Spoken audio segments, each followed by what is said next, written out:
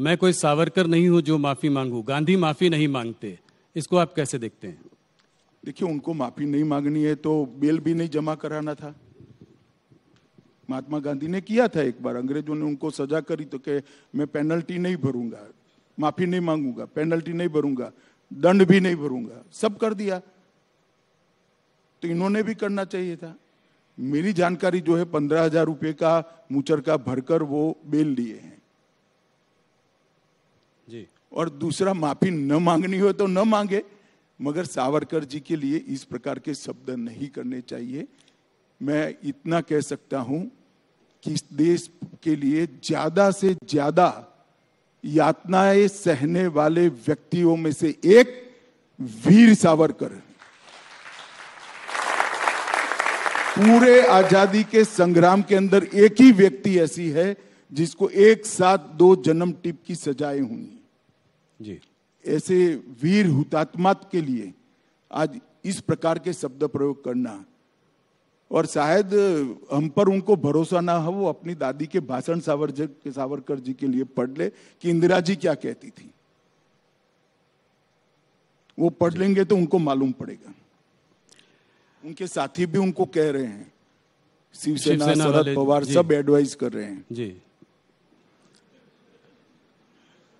अमित जी, अभी तक ममता बनर्जी और केजरीवाल जो है कांग्रेस के साथ नहीं थे। इस मुद्दे को लेकर वो भी अब राहुल गांधी के और कांग्रेस के साथ खड़े हुए हैं। एक तरीके से ऑपोजिशन जो है एक साथ एकजुट हो गई है इस मुद्दे को लेकर। देखिए राहुल जी, हर बार ये सवाल मैं जब से राष्ट्रीय राजनीति में आए आ रहा है। मुझे एक बताओ, ये दोनों साथ में आ गए, ठीक है, कोई भी प्लेटफॉर्म पर आ गए, बंगाल में क्या करेंगे? केजरीवाल जी क्या दिल्ली की सीट राहुल जी के लिए छोड़ देंगे क्या? साथ में आने का क्या मतलब है भाई? कोई मतलब नहीं है, सब एक दूसरे के खिलाफ लड़ रहे हैं, क्या साथ में आए? एक बात है कि मोदी का विरोध करने के लिए सब साथ में दिखाई पड़ते हैं। अब ठीक ही है, हमें कोई आपत्ति नहीं है। अब इसी बात को लेकर सारा ऑपोजिशन कह रहा है कि देश में लोकतंत्र खतरे में है।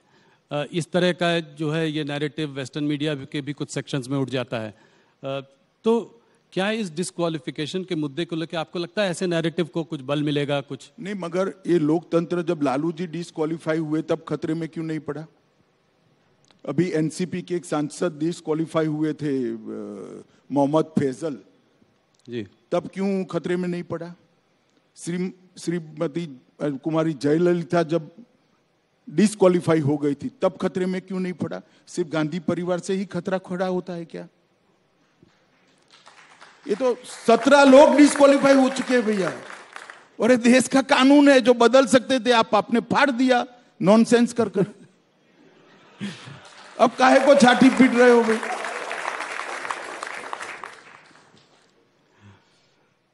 अमित जी, थोड़ा आने वाले चुनाव, कर्नाटका के चुनाव की ओर देखते हैं। कुछ प्रदेश के चुनाव इस साल जो हैं बड़े चुनाव हैं, कर्नाटका, मध्य प्रदेश, राजस्थान, छत्तीसगढ़, और ये एक तरीके से 2024 के पहले एक सेमीफाइनल मैच है। तो आप कर्नाटका के चुनाव को कैसे देखते हैं? आज क्या लगता है आपको, वहाँ पर स्थिति क्या है? कितनी सीटें देते हैं आप? ये सवाल मैं हर बार आपसे पहले पूछता हूँ। देखिए, मैं कर्नाटक 9 दिन लगाया हूँ, चुनाव की घोषणा की पहले आज ही हुई है, और करीब करीब कर्नाटक के जो 5 क्षेत्र है, मुंबई कर्नाटक, कल्याण कर्नाटक, मैसूर, बेंगलुरु, इस तरह के जो 5 क्षेत्र है, 5 क्षेत्र में मैं जाकर आया हूं और 9 दिन तक डिटेल दौरा किया है। मैं आपको पक्का असेसमेंट कर रहा हूं कि हम निश्चित रूप से हाफ वे मार्क से काफी आगे रहेंगे। पूर्ण बहुमत की भारतीय जनता पार्टी की सरकार बनने जा रही है। 1985 में रामकृष्ण हेगड़े जी के बाद कभी दोबारा रिपीट नहीं हुई है सरकार, इसके बाद भी आपको इतना भरोसा है? 30 साल के बाद 30 साल तक कभी भी पूर्ण बहुमत की सरकार नहीं आई थी। कई सालों से पूर्ण बहुमत की सरकार रिपीट भी नहीं हुई थी 77 के बाद। ये दोनों मोदी जी के समय में हुआ, ये भी हो जाएगा, आप चिंता मत करिए। एक अजीब सी चीज देखी कर्नाटका में, मुख्यमंत्री बोमई हैं और चेहरा येडियुरप्पा। प्रधानमंत्री ने भी उनका हाथ पकड़ा और उनका जो है उनको प्रोत्साहन दिया जब वो गए थे वहां पे।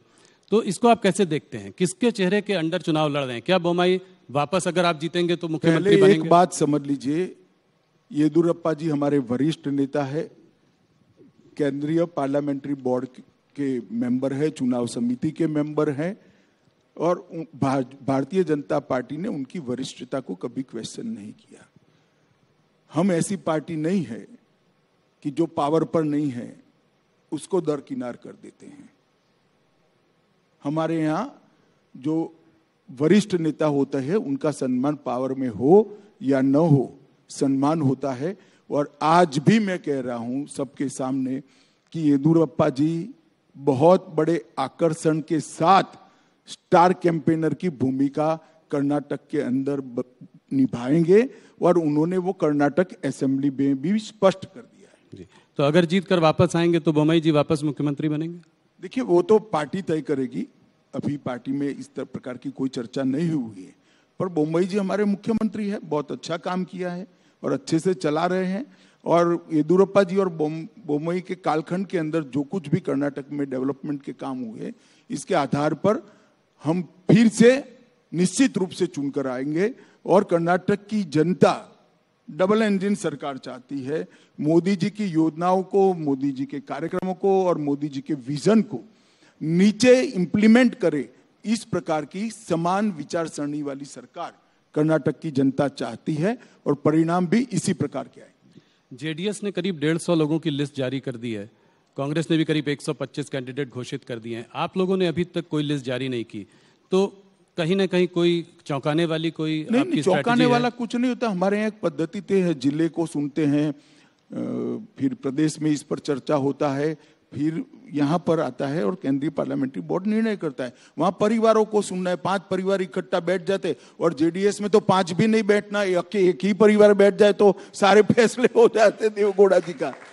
और यहाँ 3-4 परिवार बैठ जाए तो फैसला तो उनके लिए बड़ा सरल है। हमारे यहाँ लाखों कार्यकर्ताओं से चरणबद्ध चर्चा करनी होती है तो थोड़ी देर लगती है भैया, हम थोड़े स्लो भी है। जेडीएस की बात करी तो लोगों का यह भी कहना है कि जेडीएस जो है वो भारतीय जनता पार्टी की बी टीम है। इसको आप कैसे देखते हैं? देखिए, फिर से एक बार आप स्टडी करे बगैर का सवाल कर रहे हैं।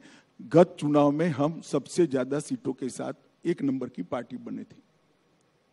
हमारी 104 सीटें थी, जेडीएस की 34 सीटें थी। और फिर जेडीएस कांग्रेस की गोदी में सत्ता के लिए बैठ गई और दोनों ने सरकार बनाई। अब बताइए जेडीएस किसकी बी टीम है? जरा बताइए ना जनता को। तो आपकी कोई बातचीत नहीं चल रही है? आपकी कोई बातचीत नहीं चल रही है? नहीं, हमारी कोई बातचीत कैसे? हम हर सीट पर लड़ेंगे, पूर्ण बहुमत के लिए लड़ेंगे, और मोदी जी के नेतृत्व में पूर्ण बहुमत आएगा, इसका मुझे पूर्ण भरोसा है। किसी से बातचीत का सवाल ही पैदा नहीं हो। कोई भी हालत में अगर जरूरत पड़ी तो भी उनके संग गठबंधन नहीं करेंगे? गठबंधन नहीं करेंगे चाहे कुछ भी, अगर मान लीजिए कम भी पड़ जाए? गठबंधन का सवाल ही नहीं है, किसी के साथ गठबंधन करने की जरूरत नहीं है। पोस्ट पोल भी नहीं, पूर्ण बहुमत प्राप्त करने जा रहे हैं और विश्वास के साथ हम मैदान में उतरे। विधानसभा के चुनाव के घोषणा से पहले आपकी पार्टी ने जो 4% रिजर्वेशन मुस्लिम्स के लिए था, उसको आपने 2% जो है लिंगायत और वोकालिगा उसके लिए उसमें बांट दिया।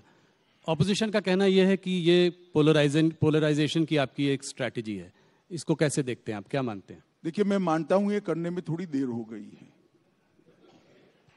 क्योंकि धर्म के आधार पर आरक्षण संविधान सम्मत नहीं है, ये गैर संवैधानिक है। किसी भी प्रकार का आरक्षण धर्म के आधार पर नहीं हो सकता है। जो कांग्रेस की कर्नाटक सरकार ने पोलराइजेशन के लिए किया था, उसको हमने करेक्ट किया है, और मैं मानता हूं ये करने में थोड़ी देर हो गई।